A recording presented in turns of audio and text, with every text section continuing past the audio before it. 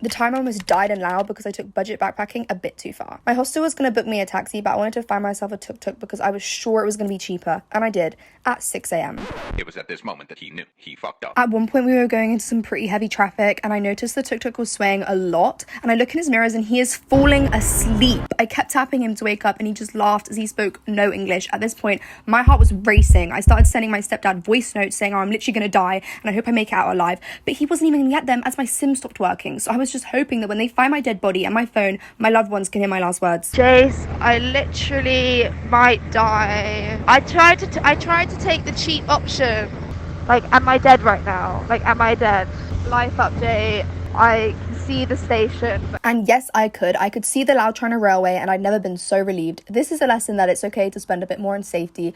But what's so funny is that this tuk-tuk ended up being more expensive as he took me to a temple first when I showed him the LCR app because of this photo. But I was so desperate to make my train, I let him try again, but this time I pointed to the train in the photo.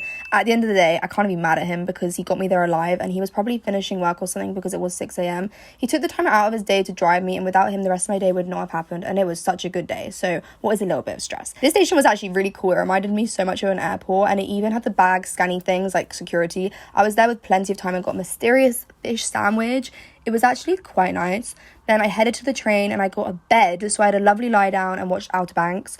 I arrived in Narangkabang and it was so hot as it was dry season, but little naive Rosita had no clue what she was stepping into. It was Songkran, which is the Thai New Year, and don't ask me how I didn't know about this. I had been alone for like 4 days at this point, so I didn't have much knowledge on anything. All I had to do for the day was sort out my sim, by end of the day being drenched. I'm not a fan of rain, but this was pretty cool. I spent the rest of the day in the streets having a full-on water fight. I felt like I was in a frat house at this point, and I completely forgot about how I almost died that morning.